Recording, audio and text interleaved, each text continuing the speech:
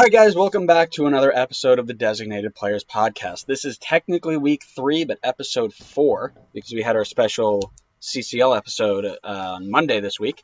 So today we're going to go ahead and take a look at a CONCACAF Champions League roundup of the first 3 teams, because this is actually being recorded before NYC or Seattle play.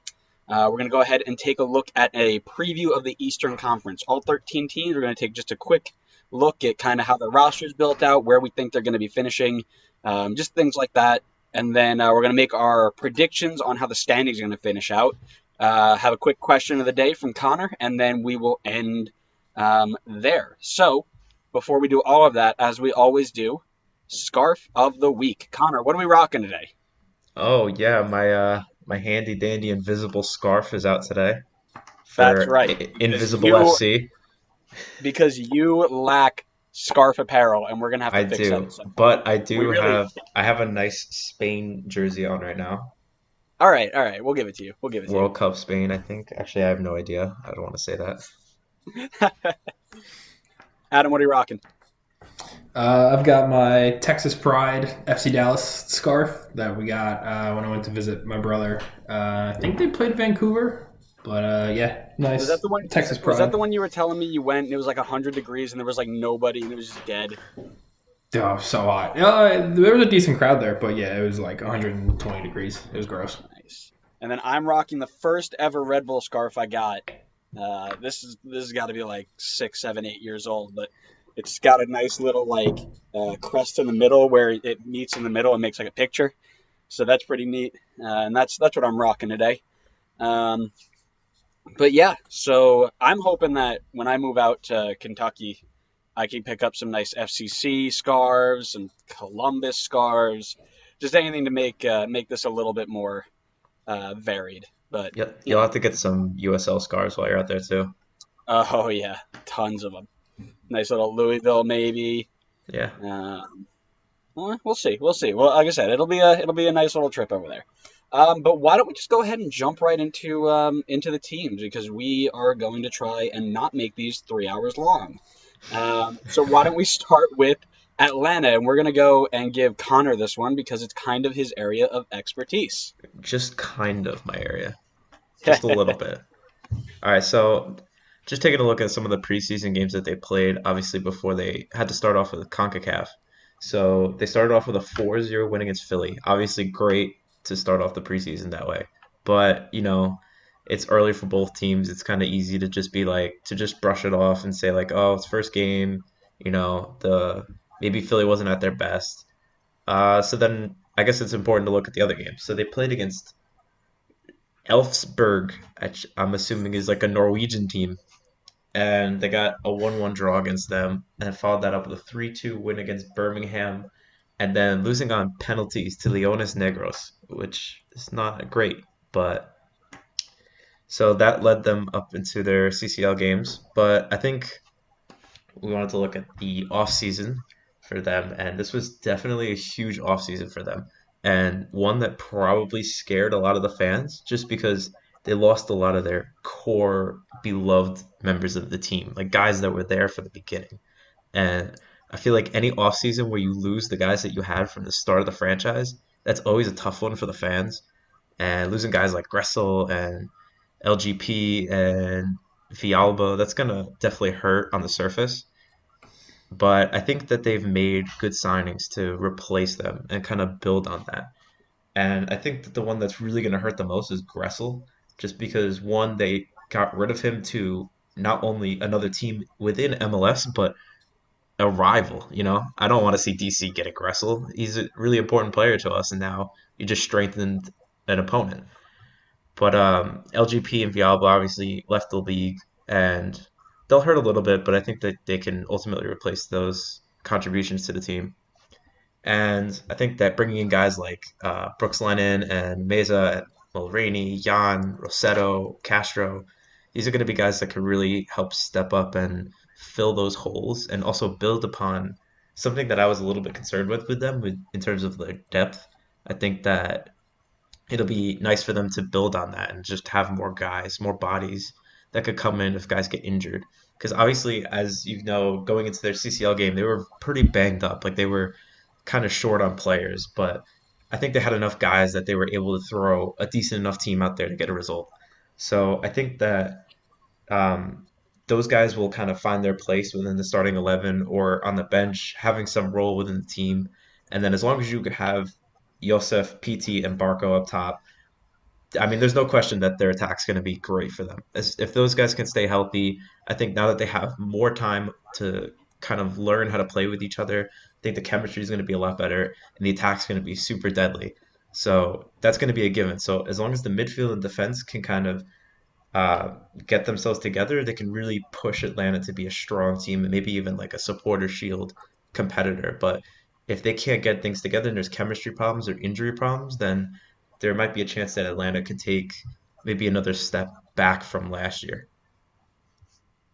Yeah, no, I think those are a lot of really, really good points there. Things that I like, I think I mentioned this both to you guys yesterday, but I think talking about those guys who came in, first of all, you guys signed a ton of people, which I was about to um, liken the off season of Atlanta to the off season of RBNY, losing a ton of people that the fans love, and it'll be tough to replace them. But then you also went out and actually signed people, so I can't.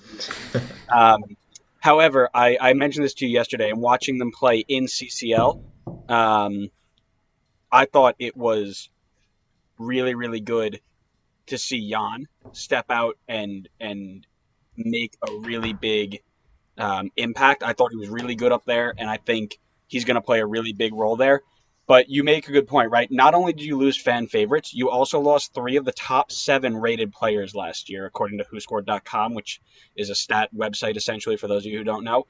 And all of those players made at least 30 appearances. So not only are you replacing people who were good, but also who were versatile and played a lot of games.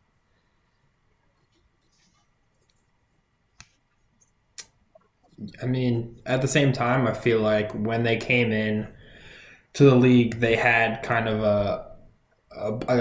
a game plan of bringing certain guys in. They wanted to fit a certain style of play, and now in Frank de Boer's next year, like this season, he's gotten to know the guys a little bit better, and he's gotten to kind of impose his say on the guys coming in and guys coming out. So I think if anyone, as far as managing goes, I think he'll be the one to kind of bring everyone together. I mean, I still think they'll be arguably the strongest team in the East. Yeah, I agree there. We're going to go with a full stop here because I messed up already. And we were supposed to start with a CCL roundup. I didn't have that. I mixed up my schedule. So, rewind. Well obviously, we're not going to redo any of this, but let's talk about CCL quick. And by quick, I mean real quick, because I think it'll fit in better in the beginning than in the end. So let's start with LAFC. Adam was in charge of watching LAFC this week, taking notes and making comments on what he thinks went on in the game and what he liked and what he didn't like. So I'm going to throw it over to him and let's see what he has to say. So LAFC played against Lyon last night. Unfortunately, they lost 2-0. But this was a game that you can tell which team was still in preseason mode and which team was midseason. Lyon has played, I think, 6 or 7 games in Liga MX so far. They currently sit in third place, and it was just clear and obvious that LA were not on the same page yet, and that's, I mean, totally fine because obviously this is only their third maybe game this season that they've played together. But I mean, this is a knockout tournament. You can't really expect to come in with that lack of game time and expect to compete with teams that are already flying. Lineup wise, I mean, they substituted and put in some newer guys. Francisco Janela was the big one, slotting in for the midfield instead of Atuesta. Mm-hmm. And he didn't do a whole lot. I mean, he had one chance toward the end that he probably should have scored. But the way that LAFC play, and I think that it's very similar to how they played last season, The front three look very fluid. They don't play with a true striker. Velo is kind of like the false nine last night, but tends to drift out wide to try to take more people on 1v1. And they did that almost in the midfield too. Their midfield three of Janela, Mark Anthony Kay, and Latif Blessing. The three of them were just all over the place, and the amount of space that Leon had on the counter was unbelievable at points. Yeah. I could not believe how much open space there was during that game. And then the biggest weakness, obviously losing Walker Zimmerman in the offseason. The two guys they brought into that back line, Tristan Blackman and I don't know his first name, Jakovic? Dejan Jakovic, yeah. Yeah, he was horrendous last night. He looked lost. He was awful last year too. That being said, the young kid they had on the left, Palacios, I think looked pretty solid. Yeah, I think he did a decent job. And then they brought in this 18-year-old Bryce Duke, who I think played at Barcelona at one point, and is pretty highly rated and looked okay in the midfield. But yeah, you could tell this was not the result or the way LAFC will hopefully play this season. Right, one can only hope, right? I took a look. I was watching this game side by side as well, and I wasn't listening to it. I had the audio on the Atlanta game, but every time something would happen, they would chime in and be like, this just happened in the LAFC León game. And there were times where they would like talk about the game, and they would say that LAFC were getting played off the field. And I looked over, and you're right. So much open space, so much countering attack.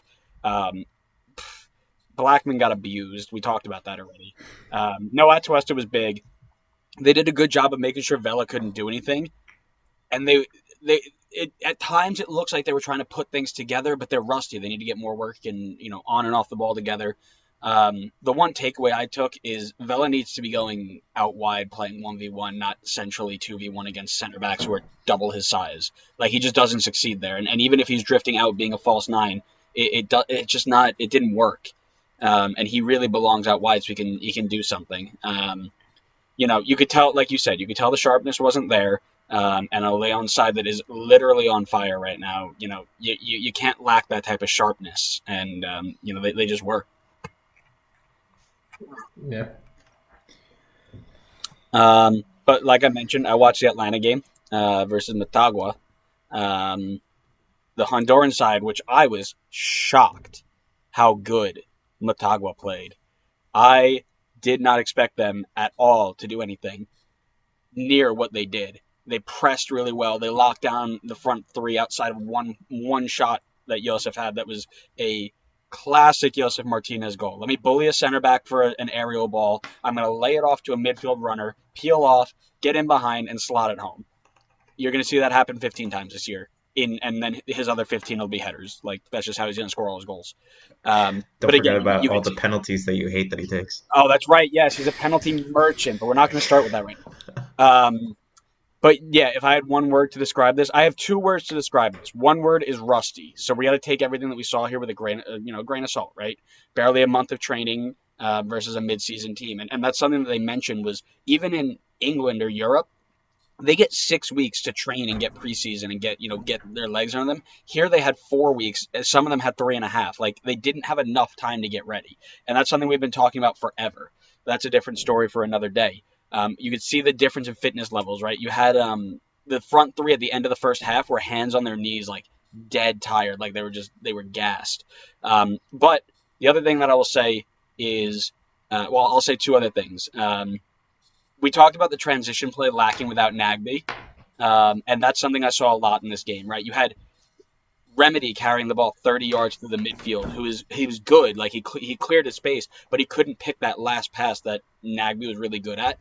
And because PT needed to drop off to receive the ball from Remedy so he didn't have to make that 30-yard run, you had a 2v4, sometimes 2v5 if they got numbers behind the ball, making it really difficult to go forward. And that's something they need to fix, and I think that Rossetto will do a good job of later on when he gets his visa and he gets cleared. But I want to welcome everybody to our new favorite segment, You Just Got CONCACAF'd. Atlanta got CONCACAF so hard with this referee. It was ridiculous. This guy was awful. He missed so many calls. He was completely one-sided. Even the announcers who were pretty neutral, they had no tie to any um, really anybody. Were just like, this guy is having himself a day. Um, but luckily in the rules of CONCACAF, if one MLS team gets CONCACAF, another MLS team benefits from it. And I'm going to send it to Connor for the Montreal game, who benefited from the other half of being CONCACAF.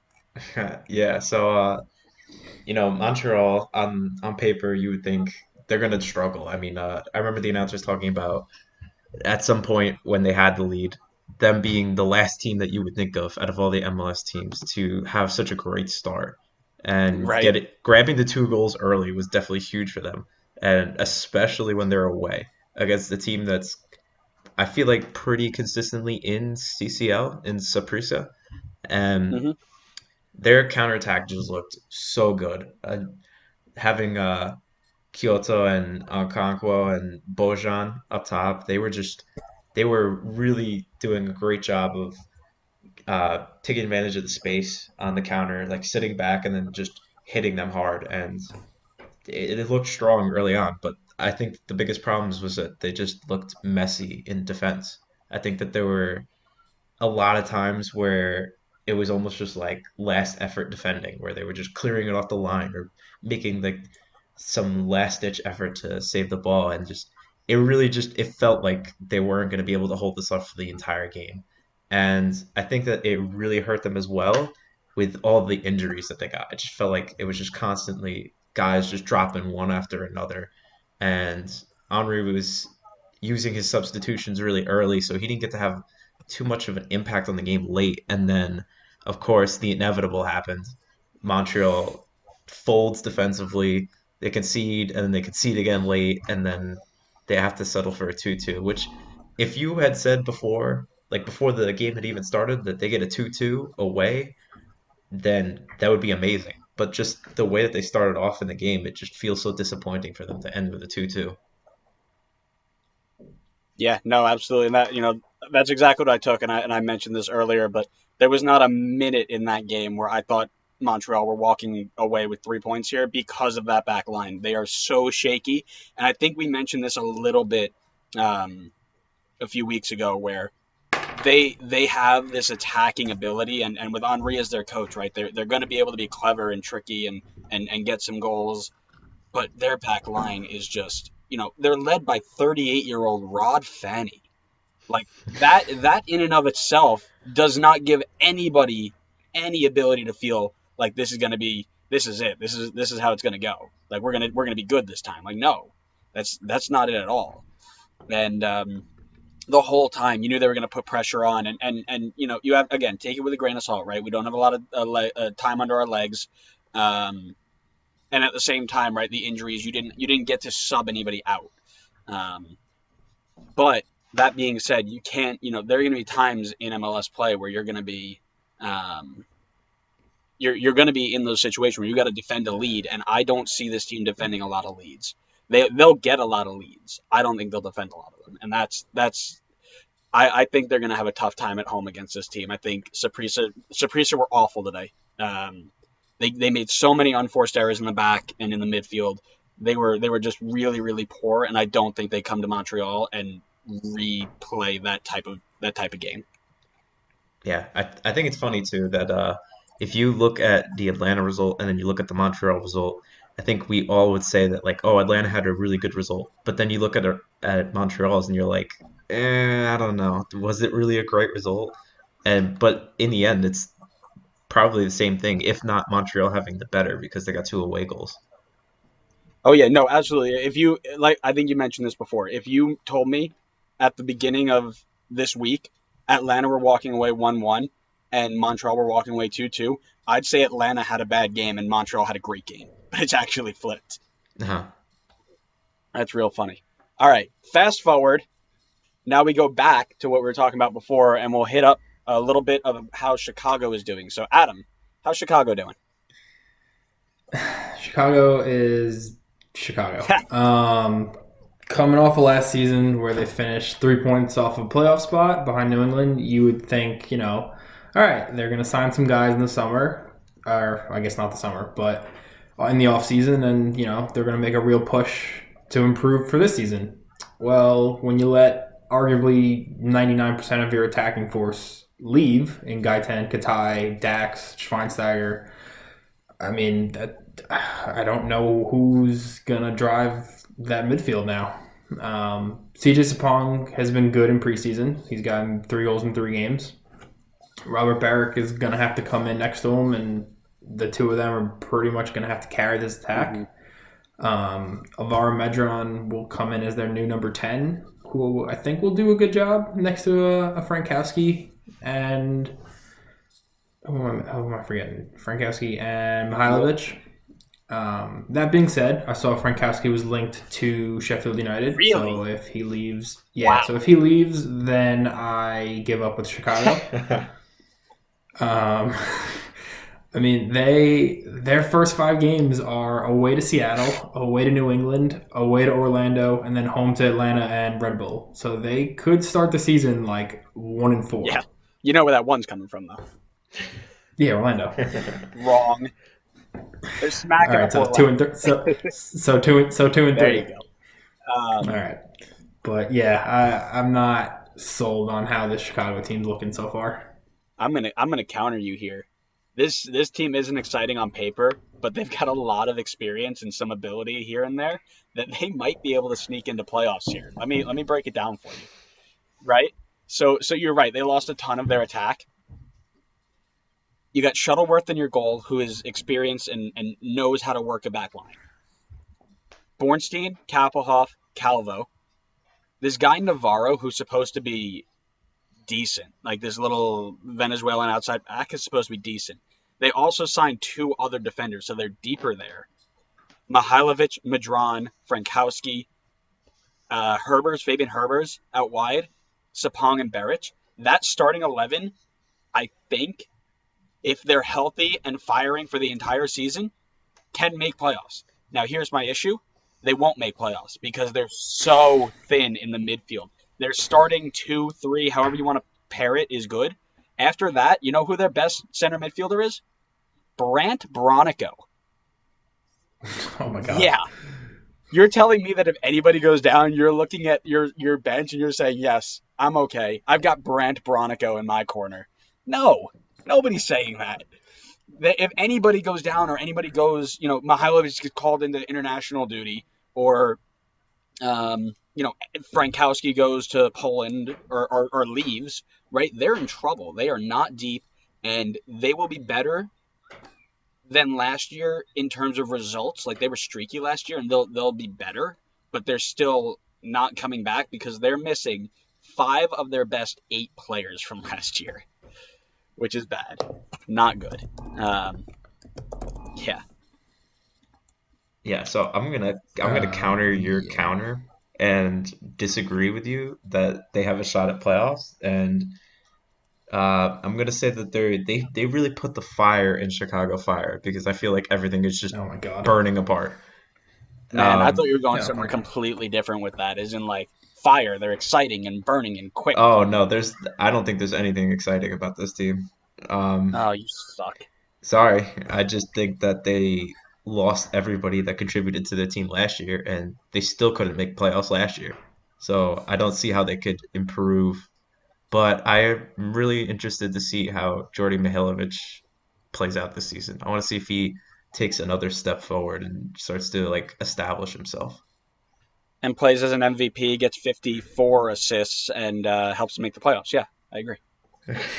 54 assists. I will say, as a little add-on, they also have Michael Azira and this guy from New Zealand, Collier. Oh, yeah. So, I mean, they have a little bit more midfield depth than we gave them credit for, but yeah, I'm still not. So let me I'm not at that excited. let me comment on that. Michael Azira used to play in Colorado in 2010 when they won MLS Cup. 10 years later, Michael Azira is not somebody you look at and say, "Oh, we got Michael Azira." Evan Collier, or what is Evan Collier, right? Yeah. Exactly. I don't even know his first name. There you go. That's all I need to say. We move to Columbus. We move. And this is actually my team, so I'm going to keep talking because great window. We talked about it last week. Great window, really strong back to front, and they're a little bit deeper than they were last year. Rune, solid, good replacement for Stefan. Not Stefan's level, but we talked about it, never going to be Stefan's level. Awful, Mensa, Kaito with another year under his belt. And the thing a lot of people are forgetting about, Milton Valenzuela is coming back. He tore his ACL last year after being so good on loan. They signed him, and the first game he came back after they signed him permanently, tore his ACL, done for the year. So him coming back is, I think, really big. They added Schuberg from Colorado, Wormger, who is a center back who I've never heard of, but a center back nonetheless. So they're deep there.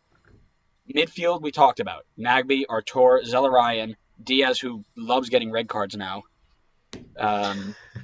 Mokhtar, DEJ7, who scored a goal against Red Bull today. And Santos out wide. Zardes up top with Adi to back him up. They're strong. They're deep. This team is looking to make a run. They had only 8 people make 20-plus appearances last year, so they rotated a lot. This year they're going to have a ton of stability, and they're not going to allow this rotation thing to keep them out of getting into a groove. They're going to make a strong run. In terms of their preseason, I was just mentioning it before. They just finished a 1-1 draw against Red Bull. Really Red Bull 3. It wasn't even Red Bull 2. These guys were, some of them are, I don't know if they'll make Red Bull 2, but they also had a red card, so that kind of put a little damper on things. But they did beat Phoenix Rising last week, 1-0. Zelarayan with a cheeky chip to the back stick to find striped-headed Zardes for the first of his 70 goals this year to win Golden Boot. You got that right. But no, I'm excited for this team. I think they're gonna have a really good run. Maybe not top of the league, but definitely they'll be in contention for a while. So I don't know how many U.S. internationals are on Columbus, but I assume all of them will go to call-up because of the 18-year-old that is currently on their roster. His name is Sebastian Berhalter, and his dad is currently the manager of the U.S. men's national team. So expect to see him playing against, I don't even know who our friendlies are coming up, but Cuba. I'm sure we'll see him at some point. Yeah. Somebody who doesn't matter. I don't know. True. Connor, thoughts? But I feel like in the first episode, I kind of said all I needed to say on Columbus and where I think they're gonna go. I mean, it's only up. It's just how many goals is Zardes gonna get? I mean, are we talking 2 digits, 3 digits? Possibly 4 if he's feeling it. Maybe. yeah. If you count the U.S. goals. 4? If you count his U.S. misses, maybe. Yeah. But I think that they have a really good off season. They've really improved the team, and I'm really excited to see what they can do this year. I think they're going to be a really strong team. Yeah. I'm not excited because they're going to be better than Red Bull, but I wish them well. A team that I don't wish well, segue, DC United. I hope they're horrible. I think that goes to Connor. I think this is Connor's turn. Yeah, I mean, that's a good segue. I completely agree with you. I hope they're terrible, but it's just not going to be the case. I feel like on paper, this team has the best shot at challenging maybe LAFC for Supporter Shield. I just think that they're super strong. I feel like they have a solid center back partnership in Brillant and Birnbaum, and then obviously you have one of the best keepers in the league in Bill Hamid behind them. So defensively, they're going to be really sound. I think they're going to be very solid there. They have solid midfielders as well with Felipe Martins, and then of course they picked up Gressel, which I think could be the signing of the offseason. I think that he's such a useful player for a team and so underrated, and he's so versatile. He can play so many different positions for them. And I think that he's going to be a huge piece for them. They just have to find where he's going to be best in that lineup. And then you have that attack, which I think is one of the best in the league. I think having Lucas Rodriguez, Paul Arriola, Ulysses Segura, that's really strong. And then on top of that, they found a way to make it stronger because they brought in Edison Flores as well to add to that mix. And then they have the depth in those positions as well. They have Emmanuel Boateng, they have Yamil Assad. So they're really strong there. And then obviously the big thing was losing Wayne Rooney, and that was the face of the team, I would say. You lost Luchi Acosta as well, but I think that obviously they've done enough to replace Lucci, and then to replace Wayne Rooney, they went and brought in Ola Kamara, which is just fantastic for them because that's a MLS veteran. He's a proven goal scoring machine, and he's gonna have really good attacking players behind him to really help him have maybe a career year this year. So Paul Arriola won't be much help, I think, going forward, just because he tore his ACL. So unless he's playing, on one leg, unless he's playing on one leg, then But yeah, I mean, I unfortunately agree. I think this will be one of the strongest teams in the East. I think their back line is decent enough. I think they'll concede a little bit more than last year. But I think Gressel slots in nicely in Ariel's absence at that right wing. Yeah, so I'm gonna go ahead and tell you why they're not competing for Supporter Shield. They'll be good. I agree with you completely. They're going to be good, but not Supporter Shield good. Has anybody actually watched Bill Hamid play? Bill Hamid can make the single greatest saves anybody's ever seen and then let something go through his legs in the very next shot. He is extremely shaky. Love watching him play, as a goalkeeper myself, and a very good one at that. He's a great shot stopper, and comes up big when it counts, but when it doesn't count, he kind of mental lapse. So if he fixes that, great. Backline's a little bit thin. Anybody who watched Frederick Briant and NYC knows he's, again, iffy. Birnbaum solid, Gressel and Mora on the wings, Pines helping up center back, and then their wing backs are not. The depth there is there. There are players there. They're just not great. I've never been a fan of Emma Boateng, just personally. Really fast, but not much else. Yamil Assad's good. No Arriola is going to be tough. Flores is going to be fantastic. Knaus and Felipe behind him. Ola Kamara up top, great. Like I said, they're attacking going forward. In the back, okay, pretty. They're good. I'll say they're good in the back, but they're not Supporter Shield contenders simply because they're Hamid's a walking mistake and the back line's thin. They'll be good, top 4 easily, but not sure they'll be Supporter Shield.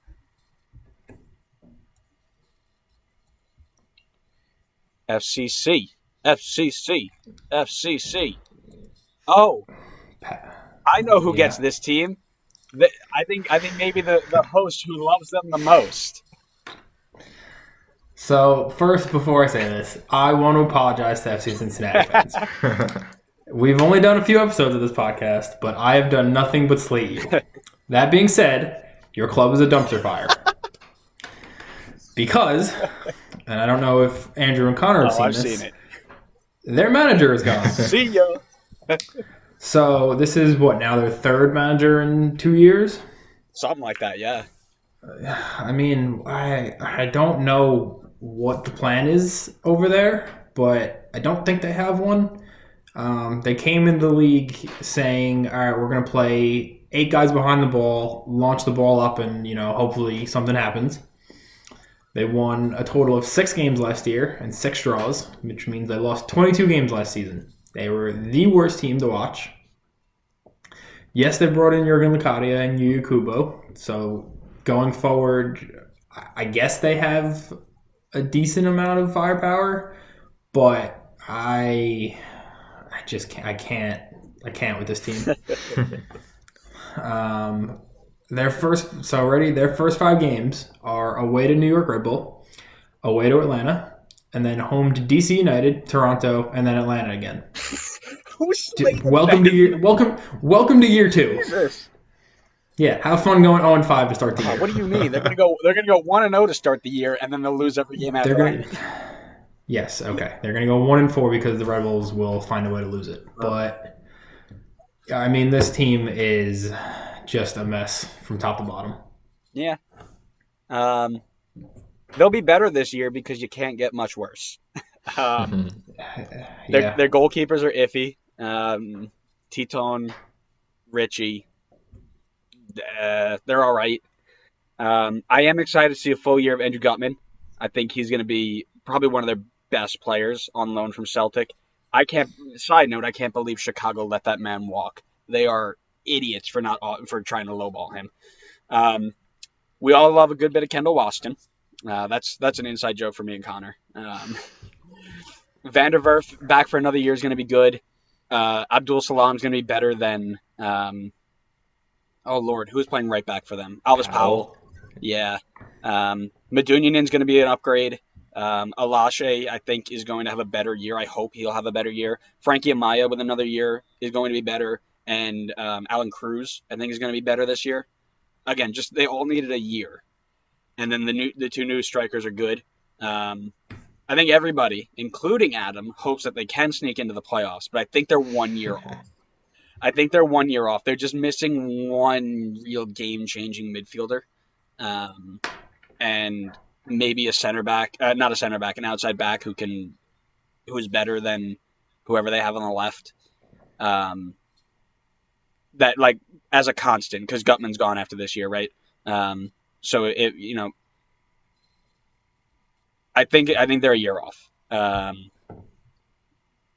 Oh yeah, Darren Maddox facing felony charges. No, I saw that. Side note, I added that in here yesterday. And actually that's updated. He's facing 2 felony charges. So yeah, I'm with you on this one, Adam. Dumpster Fire FC is full in effect here. I mean, it's just a mess. Yeah, it really is. It really is. Yeah, so I mean, originally they were my bold prediction to make the playoffs, but after Ron Jans decided to cancel himself and Maddox decided to get more felony charges than goals this season, it has me kind of rethinking that, and I definitely think that that's really going to hurt them, especially this close to the season. But I mean, I do think that they made a lot of improvements to their roster. Not that that's saying much, because I mean, how could you be worse than last year? But and I think that maybe a couple of teams getting worse in the East might give them a chance to not finish last place. So I'm kind of curious to see how things go this year, because I think this could be a good, like Andrew said, they could be close to making the playoffs. I think that if they can make the right steps this year, maybe that gives them some encouragement for the years coming up. Right. You both can't see me, but I'm just shaking my head. I already know you're shaking your head. I can hear you from wherever you are right now. I can hear you in my house. On to Montreal and our good friend Thierry Henry, Red Bull legend, always in our hearts. He's got. No, shut up. Sorry. Don't you? All right, that's another one on the strike list. Disrespecting Titi is a strike.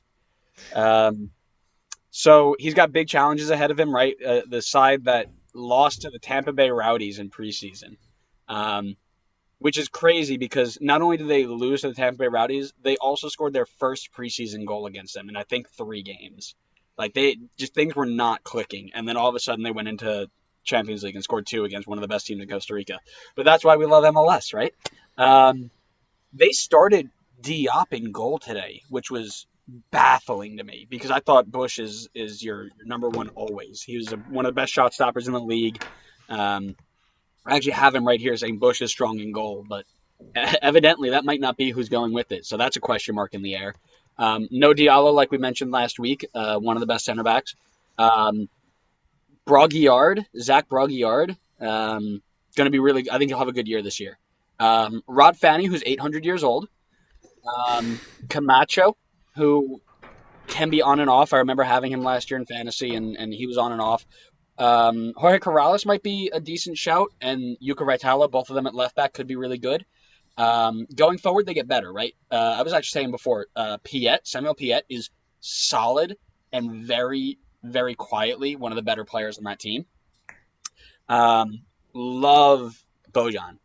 Saw him play today, and I think he is one of the guys who will have a very quiet but good year this year. Like people are going because this team won't be good, but he'll still put up good numbers. Taider, Lapali, Adam, say that name. Lapalainen. Yeah, Lapalainen, that's the one. And Kyoto, who I just found out was he didn't play all like the second half of last year with Houston, which is why he's here now, because he elbowed Ronald Matarrita in the face and got suspended by the league and his team for the entire year. Like it was like, yeah, that's crazy. I didn't know that. And then Onkwonkwo, who scored today, with Urruti, who was also very good. He had a banger, Urruti. I can't believe they called that back. Yeah, that was a great goal. Oh, what a finish! So I said, go. I mean, it was a foul. Oh no, for sure. Like I said, when something like that goes in, you don't call a foul. You just say, "Hey, good for you. Let's go. Let's go." But like I said, going forward, they're good and they're going to score goals. That back line is poor. It's thin. It's old. It's slow. It's horrible, and they are going to concede a ton. So that back line, it scares me. I mean, I fully agree, but if you look at the team they put out today against Saprissa, they're missing Lapalainen and they're missing Taider. Yeah. So that midfield's only going to get better next to Piette. But yeah, that back line is just a mess. Mm-hmm. But again, I think they're 2-3 acquisitions next year, and that's a solid looking team to build off of. Especially if Henry stays for the full year and they give him time to grow, he'll be good. He's just going to put himself out at left wing if they need him. Please. Yeah, honestly, I was just, I don't know. I don't feel too impressed with this team. I just think that, like, as you guys have said, defense is terrible. And then, the attack can be exciting. It can be explosive, but can they stay healthy? I think that's my biggest question. And if they can't, I feel like this team could be really bad. Like, maybe at Adam's level of FCC bad. No, they're not there yet. And then unless Henry goes and punches someone in the head tomorrow, then I think they're all right. You never know. But I'm curious to know how Henry's going to do here because, his last coaching job was really bad. But, then again, so was DeBoer, and he came in and he did a pretty solid job. So I'm curious to know if maybe... It took him 2 months to do it, though. You guys were awful the first 2 months. Yeah, well, let's see how Henry does. Maybe MLS is just the career saver. Yeah, it could be. I think I mentioned that the other day when we were talking about him coming in, was the fact that it is a different league. It offers a lot more and is a lot more forgiving for most people. Sorry, Ron Jans. New England. Inter Miami FC. Throw it over to Inter Miami FC's newest fan. Yeah. So unfortunately, they lost their first preseason game the other day to Philly. They lost 2-1 off a ridiculous volley from Orjak. But they looked, fairly solid. They set up as a 4-5-1, which is, I think, what most people expected. Juan Agudelo up top, behind a midfield of Trapp, Ulloa, Pellegrini, Argudo, and Lee Win. Rodolfo Pizarro came on and scored before they announced him as a signing. So, already a legend. But I think, again, this team has enough MLS experience and talent as far as the younger guys to surprise some people this year. They had 2 of the first 3 draft picks this year, so they signed Dylan Nealis and Robbie Robinson. So, I think I'm excited to see what these guys can do. That being said, I don't know who does the scheduling at MLS, but their first 5 games are a nightmare. They're away to LAFC, they're away to DC, then they're home to the Galaxy, the Red Bulls, and the Union. Yeah, that's not easy. Compare that to Atlanta's, where they have Nashville, Cincinnati, SKC, Chicago, and Cincinnati again. Yeah. What? How is that fair? It's what you get, Beckham. You should have joined the league in 2012 like we all told you to. Trial by fire if I've ever seen it. Yeah, we talked about these guys a lot. Right? I'm not gonna harp on them too much, but backline's experienced, midfield's explosive and young, front line is unproven and or really injured. So you're gonna need to find somebody to put the ball away. Pizarro's a good start to do that. Yeah, this is gonna be an exciting team to watch this year. I'm looking forward to it, honestly. Nice. 2, 3. We are making decent time here, and we're gonna move straight to New England, and I believe New England belongs to Mr. Cone. That's me. That's you. That is. It's me. Exciting. So last year, New England just scraped into the playoffs, and I kind of feel like they're gonna have somewhat of a similar play, like a role again this year, just kind of a fringe, maybe playoff, maybe not. Just because I feel like they haven't changed a ton. I feel like that they have a lot of the same guys that they did last year, which I don't think is a bad thing because I think they have a solid team. I mean, nothing spectacular, but I think they have a really solid team. I think that Matt Turner in goal, he's experienced, and then bringing in Sinovich to help add to the depth of the back line as well as Bootner, I think. Yep.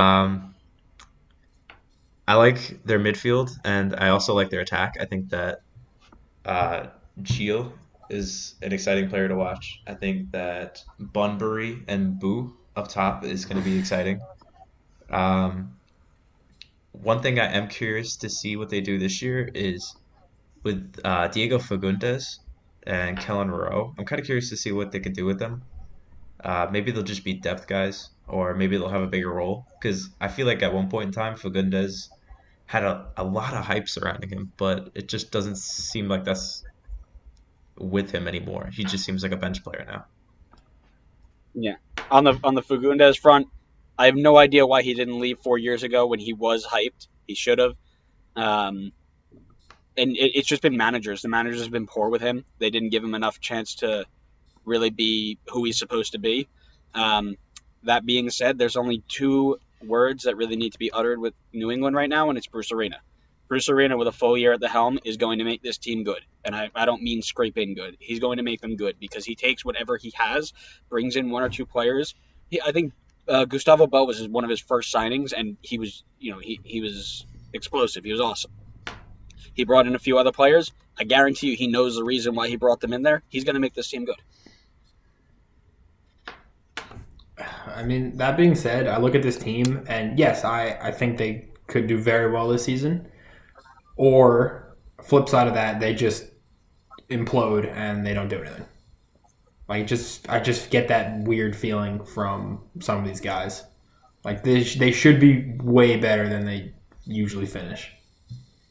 Yeah, no, I agree. They should be, and I think that kind of speaks to how good everybody else is, right? They pick points off. So, like I said, I think they'll be good this year. Playoff. I think playoffs are realistic for them. I mean, guaranteed 6 points against the Red Bulls. Right. Doesn't hurt. That's right. So 6 points, 2 goals. Yep. All right. On to Manchester City, New York Yankee B team who plays in New Jersey.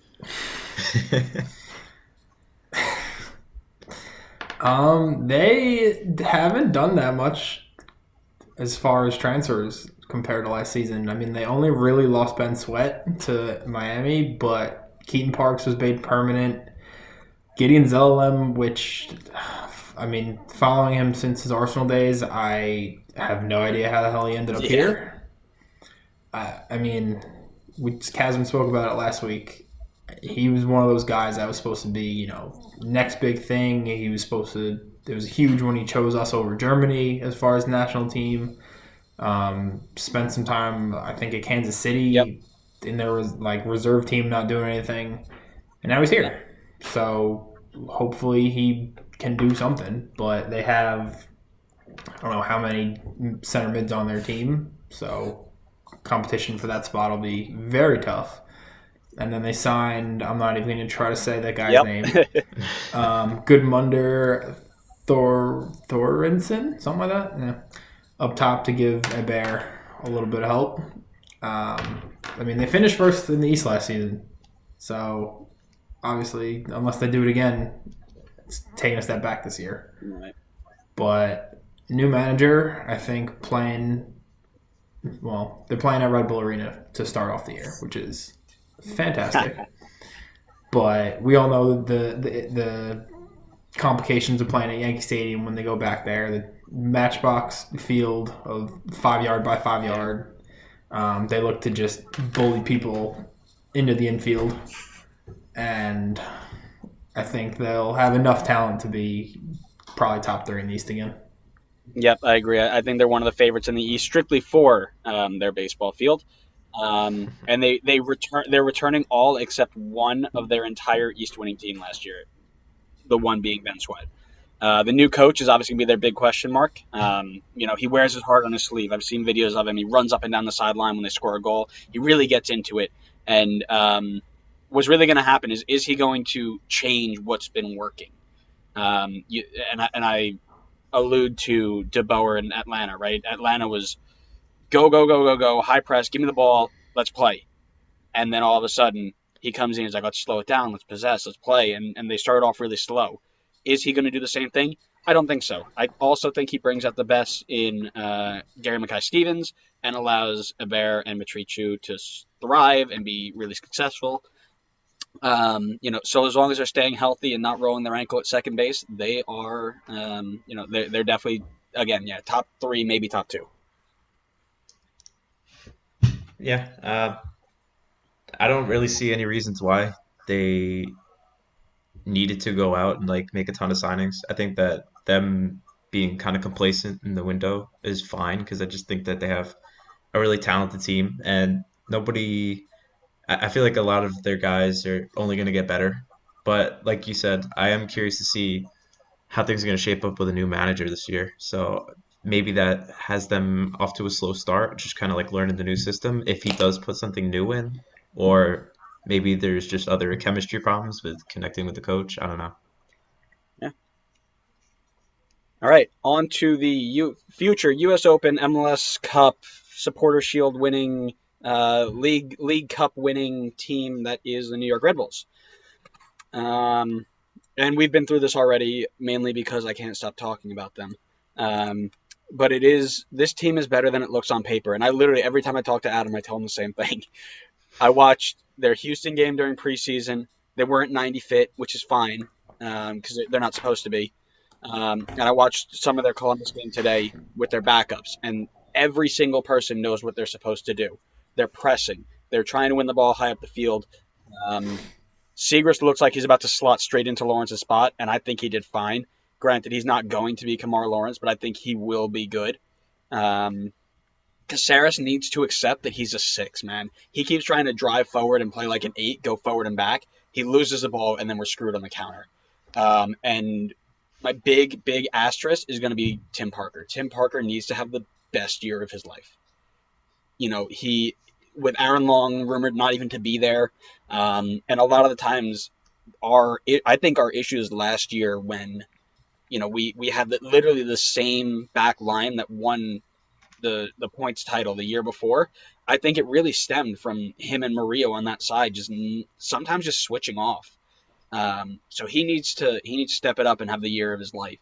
And I think he will. I think he understands that he's now in a position of leadership, and I think he's going to be really, really good. Mera's going to be fine. Royer in a 4-2-2-2 as a second striker is interesting. So I'm excited to see that. Velo is going to be the man. He makes the 4-2-2 work. He is a wide cam. That literally is his position. It doesn't he fits it so perfectly the way that he plays it, and he needs to be healthy for us to be good there. The other side is Kaku. Kaku is going to work really well on that side because he is almost more comfortable wider than in the middle. And then Caceres and Davis side by side again are going to be good. Again, I think this team is going to be fine. I think it'll be the same thing as the last few years. We're not big spending. We're going to need to get a team that knows the system. We're going to start off slow, as we do every year. Every year we start off like 1-6. It's been like 3 years in a row. We're going to get into the playoffs, and then we're going to fall short in the semifinals. Every year. It is like clockwork, and I am not worried. Yeah, I will say Seagrass isn't in fantasy yet, so MLS, fix your system. I say, clean it up. Yeah. As far as learning the system, I mean, Andrew and I have been to enough Red Bull games. How many times last season did we see the midfield three all on one side of the field? Literally every time. All three of us have grown up playing this game. I don't understand Chris Arma's tactics. Hopefully, I mean, they've done well enough that I guess it works. But when you try to switch the field and your left mid is next to Alex Moyle playing right mid, there's no one there to get the ball to. And then letting Bradley go, I think. Yes, he didn't play last year, but looking around at the East, and I know Andrew's going to slate me for this in a second. I don't understand. Look at how many teams have their talismanic striker. You look at Joseph. You look at Adam Buxa and Gustavo Bo in New England. You look at Locadia, Pizarro. Pizarro's a midfielder. And then you look at Tom. Yeah, he wasn't the other day. But you get what I'm saying. Those teams have their guy that are going to score them goals. And you look at the Red Bulls. We have Brian White and Tom Barlow, two of the most generic white guy names I think that you could ever create. I said this to Andrew before we started airing, that Brian White sounds like he's a manager at Staples. Obviously, I hope I'm wrong, and I hope he has 20-plus goals this season. Brian White's scoring 18 this year. 18? Okay, so not 20-plus. No, not 20-plus, because Barlow's scoring the other 16. Royer's going to pick up some. Kaku's going to pick up some. Valot's going to have 15.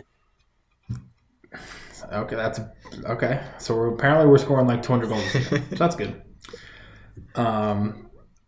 But we don't have that hard of a start to the year. So I think it's a Red Bull, so we'll find a way to mess it up. But home to Cincinnati, away to RSL, away to Minnesota, away to Miami, and then home to Orlando.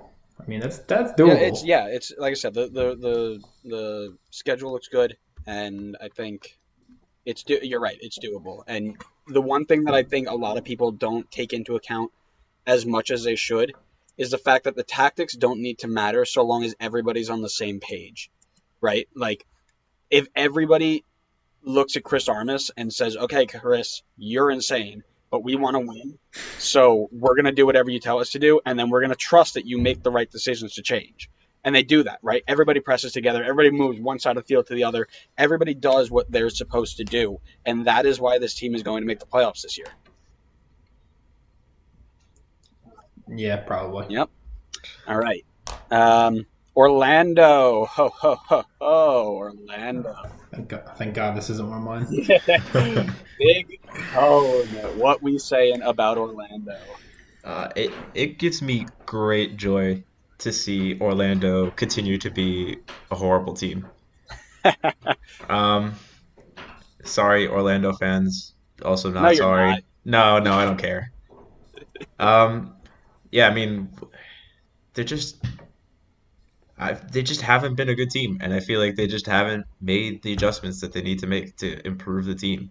I think that they brought in a couple guys that maybe could be good for them in a couple of years. Just a couple of young guys like Antonio Carlos and Andres Perea, but just I don't think they have anything right now that could give them any shot at making the playoffs. Even though I think they have talented guys on the team like Nani and Dom Dwyer. Like, if you got the best out of both of them, they're both going to be amazing players in the league, but I just still don't think that's enough for them to be competitive at all. I just think that they're lacking quality in defense and in midfield.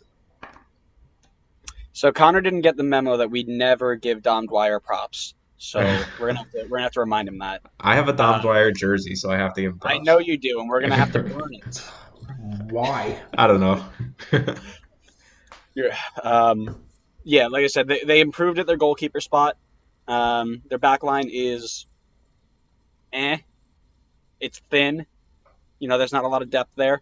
Midfield is all right. Urso, Rubinho, Uracel defensively, Pereira at attacking mid, Nani another year older, Chris Mueller, one of the better attacking. He's like a mini.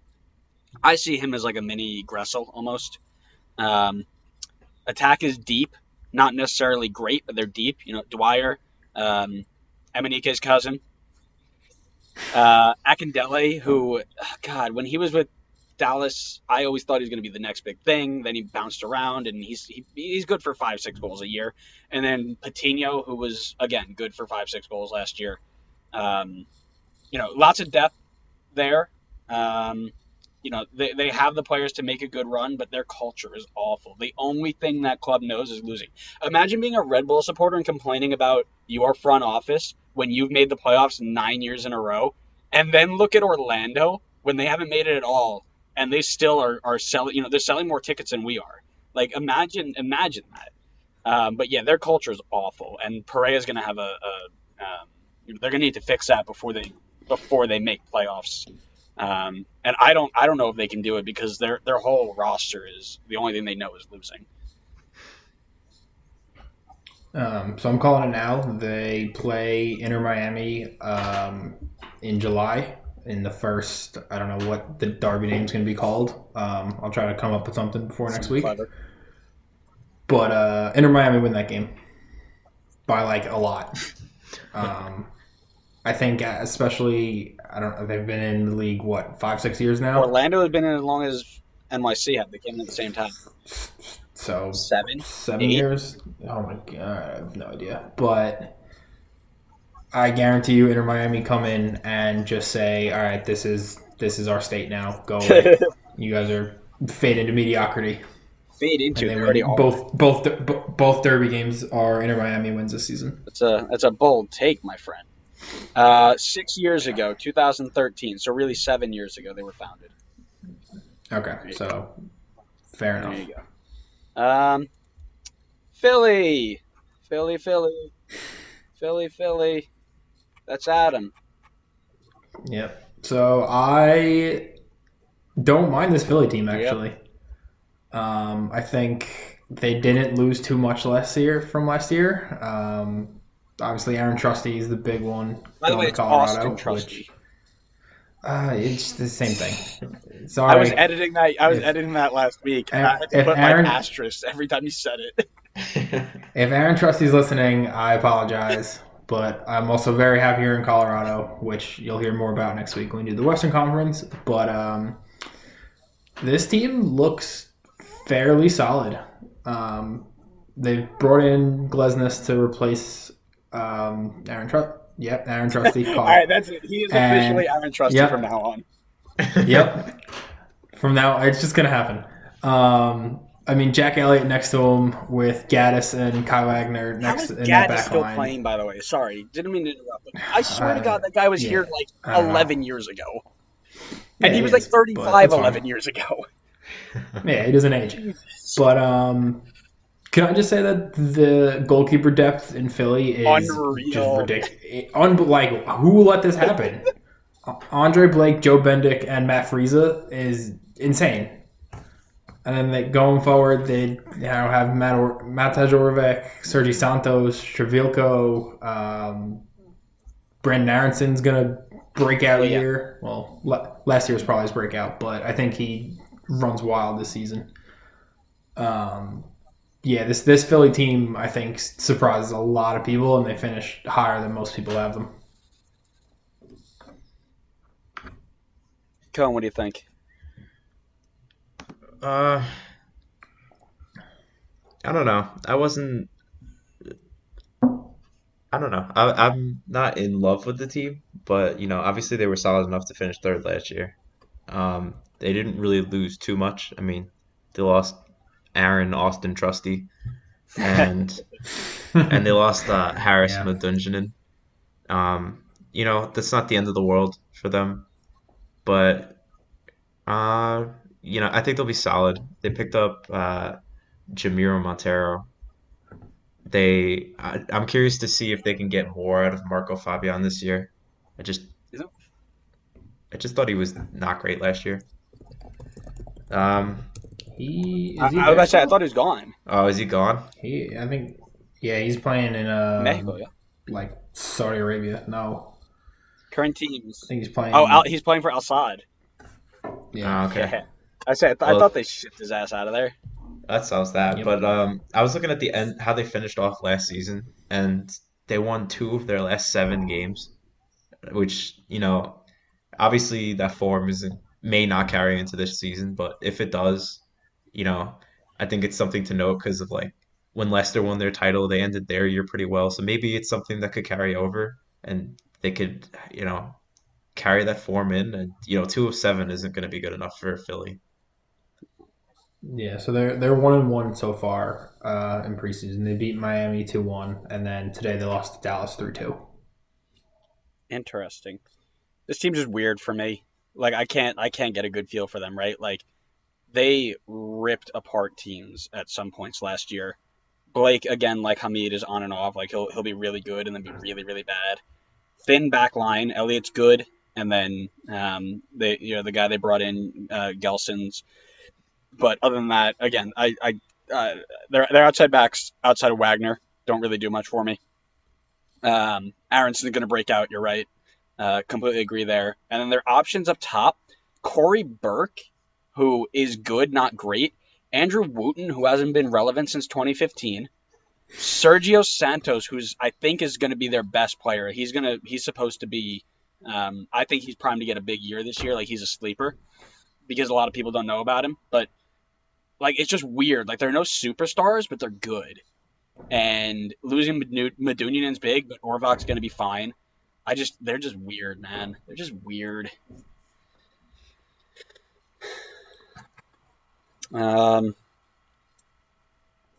Toronto, is that me? I gotta keep talking. Damn, I gotta plan that better. That's on me. Biggest question for me: back line. Their center back pairing: 31-year-old Omar Gonzalez and 34-year-old Lawrence Simon. Are you kidding?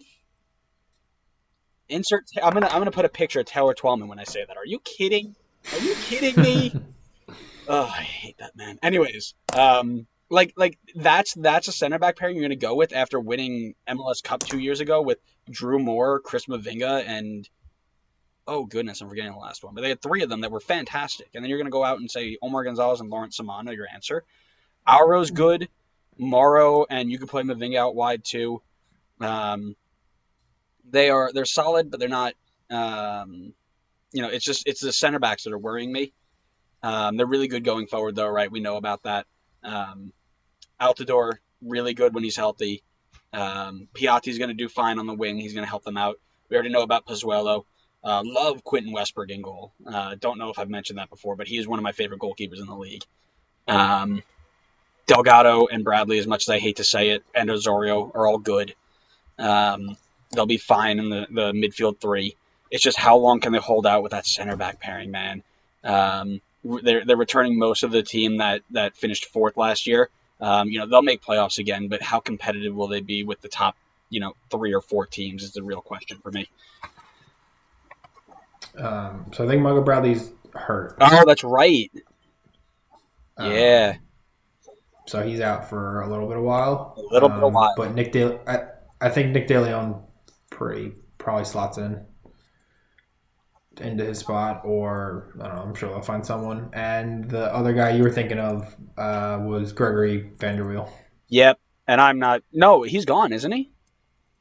No. When they won. Yes. Okay, I'm about to say I thought he was gone. Oh yeah, he's very gone. Like way gone. But yeah, like I said, they'll be fine. Just sketchy. Yeah. Sketchy, bro. They're gonna be sketchy. They're gonna win every game 4-3. It's the Houston strategy. Yeah. All right. I think that hits all the little just quick highlights of each team, little analysis of each team. Why don't we go ahead and read off our predictions for our standings? This is big because this decides whether you stay on the pod or not. By the way. How many you get right is crucial here. I'm going to go ahead and let Connor start with this one. All right. Well, if this is gonna decide if I'm on the podcast or not, I might as well say goodbye now. Mine's kind of a mess. Bottom to top. Okay. All right. Mine's kind of a mess. I'm kind of just shooting a wild shot because why not? That's fun. I'm gonna say bottom. I'm putting Montreal. Then I've got Chicago above them. Then Cincinnati. Then Orlando. Then Red Bull. Then the New England. Then Inter getting the last playoff spot. Then Philly, Toronto, Atlanta, NYC, Columbus, DC. Oh, you just put DC at the top of the East. Yeah. That it doesn't matter if they finish there. That kicks you off of the pod. No, I think you make a lot of really they're bold, but I think they're a lot. I think it's a good prediction. Thanks. You're welcome. We're nice on this podcast, we swear. Sometimes. As long as you're not an FCC supporter or an FCC player or part of the FCC organization, you're fine. It's all just coming from me for the most part. So, again, I apologize to every FCC fan that listens to this. Again, not sorry, though. Jason. Yeah. Jason. It's fine. I can see him just sitting there right now being like, ooh. That's fine. All right, Adam, what are you looking at? What do you think? So, last two spots, I put two teams because I couldn't decide who finishes last and who finishes second to last. But, I mean, it's between FCC and Orlando. Yeah. I'm just going to start referring to FCC as Dumpster Fire FC. Bro, I hope they make the playoffs. You're going to look so dumb. I'll be the first one to admit that I'm wrong. But when they don't, then I expect you guys to do the same. Above them, I have Montreal, and then Chicago, New England, and then making up the playoff spots, DC, the Red Bulls, Toronto in sixth, and then Miami, Columbus, New York City, Philly, and Atlanta. And the only reason I had Toronto finishing outside the top five was because my bold prediction was Miami finishes fifth, and I couldn't fit Toronto in higher. Interesting. For me, bottom, I have Orlando. They're just Orlando. Above them in 12th, I've got FCC. Above them, I've got Chicago. Above them, I've got Montreal because I think Montreal is going to be a team that is streaky. They're going to win like 4 in a row and then lose 7 in a row. Like they're going to be that type of team. I have Miami in 9th because I don't like any of their striker options. But Bizarro. I'm going to throw a chair at you. Philly in 8th. I'm not sold on Philly, man. I don't care where they finished last year. Toronto in 7th, first playoff spot.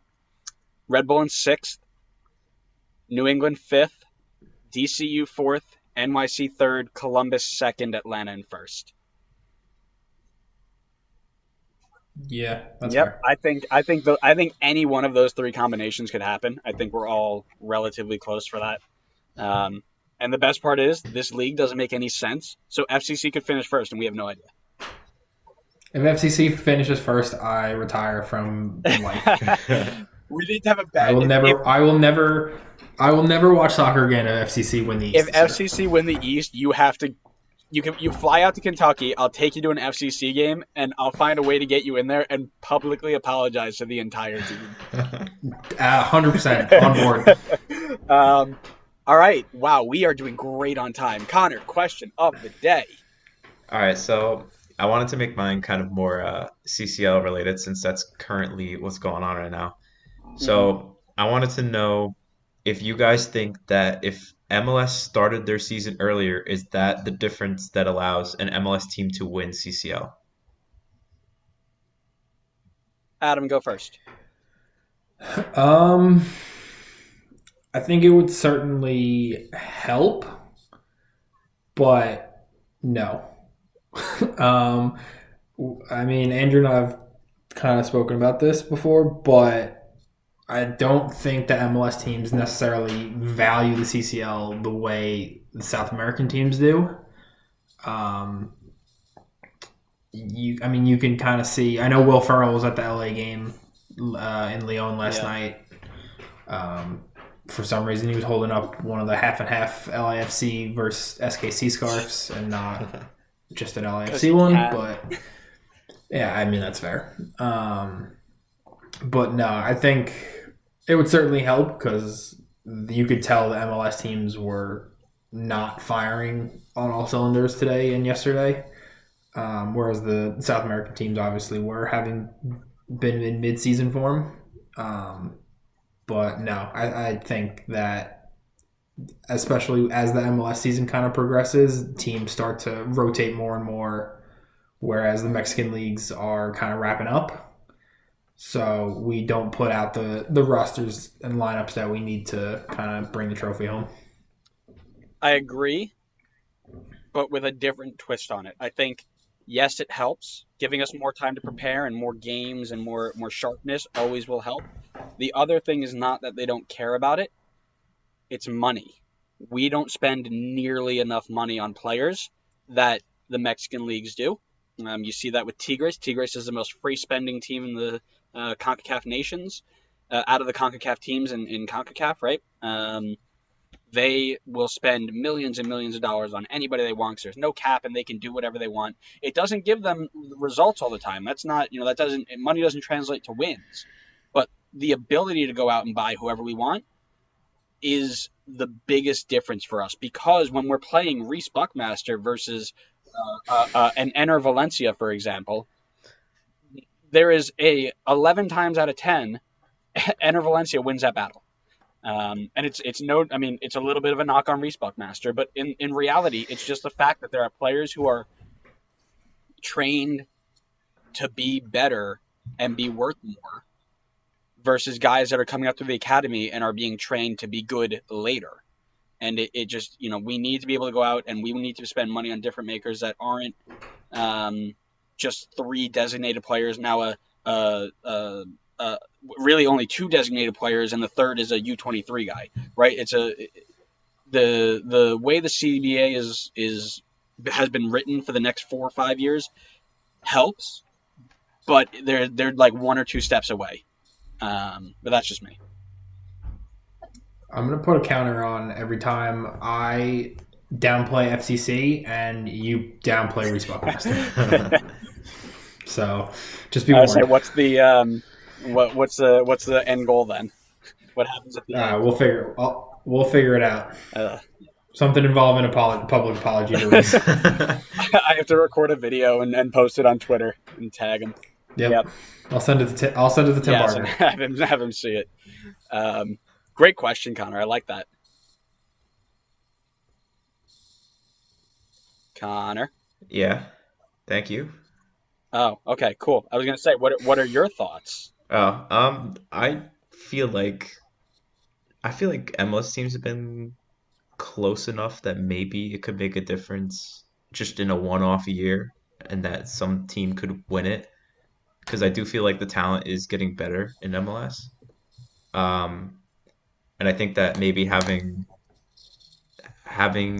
the team more prepared could have them play better in the Champions League and then build some confidence and some momentum and maybe sidetrack the regular season a little bit just to focus on CCL, and being more prepared could be the difference between making the semifinals and stealing a win in the finals. Interesting. That's a good point. But alas, only time will tell, right? Honestly, I almost hope we don't win it, because then Garber's just going to sit back and be like, oh, we don't need more money. We won CONCACAF Champions League once. Everybody go back to being peasants. So the LA Galaxy team 20 years ago was the last MLS team to win it. Can anyone tell me 2 players on that team? 20 years ago? Not a chance. Yep. So backyard soccer legend Kobe Jones. I was saying it had to be like Jones, like literally like the beginning. And Clint Mathis. Yep. So Not huge names, but yeah, this Galaxy team is the last one to win it, and I could not tell you, apart from the two I just named, a single one of these guys. That's crazy. MLS performance in CONCACAF Champions League. Going back, so it wasn't even CONCACAF Champions League back then, was it? No. Yeah, I was about to say, because nobody's actually won CONCACAF Champions League. Oh. But we had a finalist in 2010-11, which I believe was Real Salt Lake, 2014-15, which was Montreal, and 2018, which was Toronto. And that was it. No champions, 3 finalists, 1, 2, 3, 4, 5, 6, 7, 8, 9, 10 semifinalists, and we've had 5 participants every year. So it's not like we don't have enough teams. I mean, if you look at the LA and Atlanta team, granted, 80% full strength lineups were put out. But if this Atlanta team and this LAFC team coming off the back of last season can't do it, I don't know what hope the rest of the league has. Literally. Maybe Inter in a few years. I mean, maybe Seattle. Exactly. Love it.